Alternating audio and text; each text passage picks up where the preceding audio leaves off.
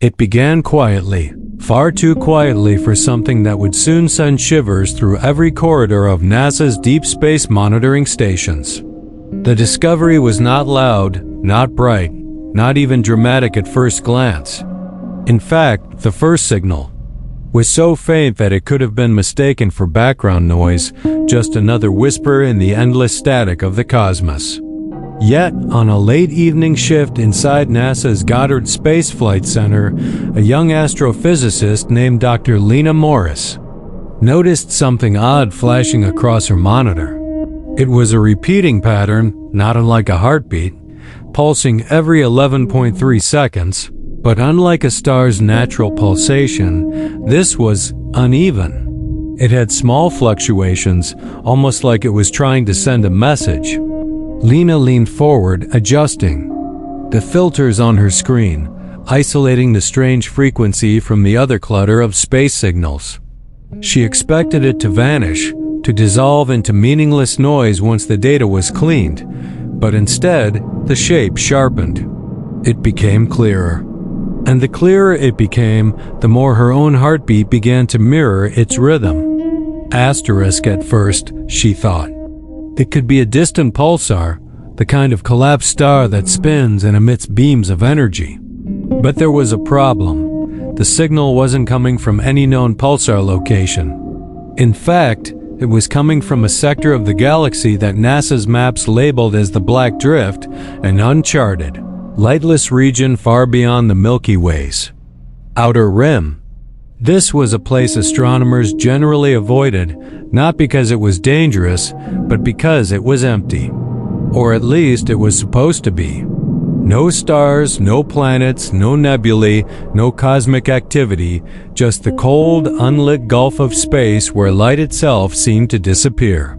For decades, telescopes had scanned it and found nothing. Until now, Lena felt the kind of cold that wasn't physical. She reached for her headset and called up the night supervisor. "Can you come here for a second?" she asked, her voice steady but her hands tight on the console. Within minutes, Dr. Raymond Keller, a veteran astrophysicist with silver hair and eyes that seemed to have seen 100 mysteries, was leaning over her shoulder. He didn't speak at first. He just stared at the data, his brows tightening. "That's not possible," he finally whispered. He ordered a full spectral scan, and the system began processing at maximum resolution. What came back made the two scientists exchange a look neither of them would forget. Asterisk. The readings showed movement, not random movement like drifting asteroids, but precise, coordinated orbits. Multiple objects, all locked into a perfect dance. Around a single dark point in space, each one reflecting just enough light to be barely detectable. But the most disturbing part wasn't the movement. It was the pattern. The orbits weren't natural. In every simulation NASA ran, planets moved in ellipses due to gravity. But here, the orbits seemed to shift positions, swapping places in a cycle, almost like a carousel at an amusement park. And in between each orbital shift, the strange signal pulsed again, as if marking the change. Asterisk. Is this some kind of alien construction?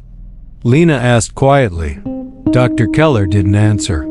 He was too busy running a cross-reference on deep space records, searching for anything that matched. Hours passed.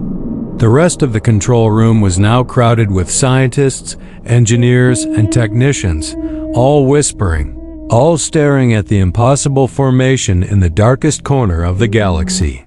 Finally, one of the astronomers looked up from his calculations and said, "These objects, they're not just reflecting light, they're generating it." The room fell silent. That meant one thing. These weren't dead rocks or icy planets. These were active worlds, alive in some way, even if not biologically. Asterisk. NASA ordered the James Webb Space Telescope to shift its focus immediately, diverting from its current observation of a distant star. It would take hours for the telescope to reorient and capture the first images. While they waited, the team began analyzing the pulse signal again. That was when Lena noticed something horrifying. The signal wasn't just random beeps. When she converted it into a visual waveform and overlaid multiple cycles, it formed a repeating spiral pattern. And inside the spiral, there were breaks, gaps that, when translated into binary, formed sequences. She didn't want to say it out loud, but the thought was already clawing at her mind. This is a code. Asterisk at 3:42 a.m. The first James Webb images came through. The control room's large display screens lit up with a scene no human had ever seen before. Against the endless black of the black drift, there was indeed a carousel of worlds, massive spherical bodies, each with an otherworldly glow, rotating in perfect harmony. But the glow wasn't like sunlight on a planet's surface. It was internal, as if the planets themselves had luminous cores that bled light through cracks in their crust. Some of them glowed deep crimson, others pale blue, and one shone a sickly green that seemed to move, as if something inside was shifting. The center of the carousel was pure darkness, a sphere so black that even James Webb's instruments couldn't penetrate it. Around this void, the planets moved in silence, swapping places in a slow, hypnotic dance. Asterisk, nobody spoke for a long time. The images were mesmerizing, but also unsettling in a way that made the air in the room feel heavier. Finally, Dr. Keller broke the silence. This should not exist, he said, almost to himself. Gravity doesn't work like this. Orbits don't just rotate positions. It's like something is controlling them. Lena, still staring at the green glowing planet, asked, "And what about the signal? If it's a code, who is it for?" Asterisk, the signal pulsed again, right on schedule. Lena ran the binary translation through a decryption algorithm, and this time, something emerged. A string of symbols, not from any human language, appeared on her screen. They looked ancient, almost like runes, curved and sharp at the same time, each one glowing faintly as if the computer itself felt uneasy displaying them. One of the linguists on shift whispered, "I've seen symbols like that before. Not in space data, but in ancient archaeological records. On Earth." Asterisk, the room went still again. Everyone turned toward him. He explained that in certain ruins, across the world, from Mesopotamia to the Indus Valley, there were recurring symbols carved into stone tablets, symbols whose meaning had never been fully deciphered. And now, somehow, they were appearing in a signal from the farthest, darkest region of the galaxy. That raised a question nobody wanted to ask out loud. How could something out there know about ancient human symbols?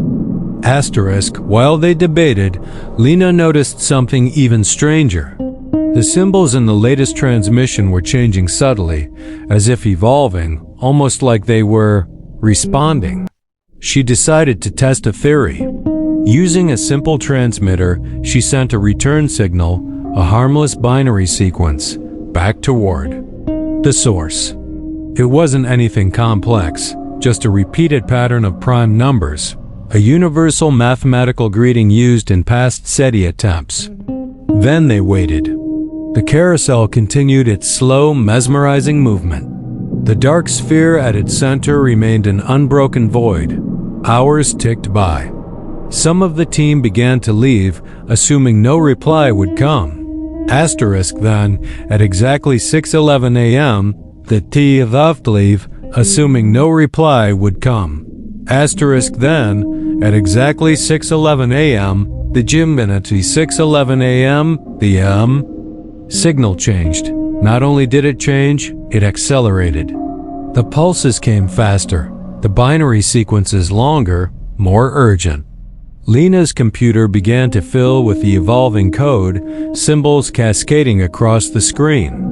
And then, for the first time, the James Webb instruments detected a fluctuation in the central black sphere. It was subtle at first, like a ripple on a pond, then another, and another. It was moving.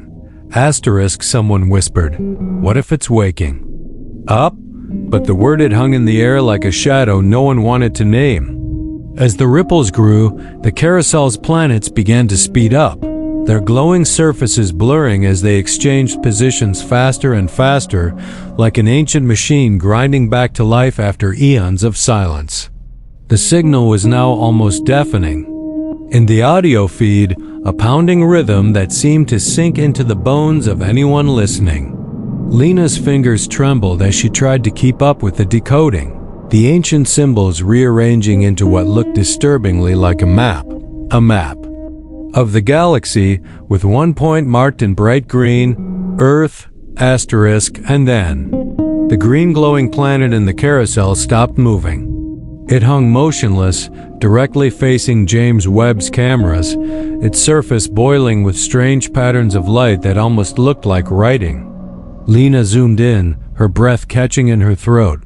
The patterns were forming into symbols again, the same symbols from Earth's oldest ruins, only this time, they were perfectly clear. And they spelled something no one in the control room would ever forget. It was not a greeting. It was not a warning. It was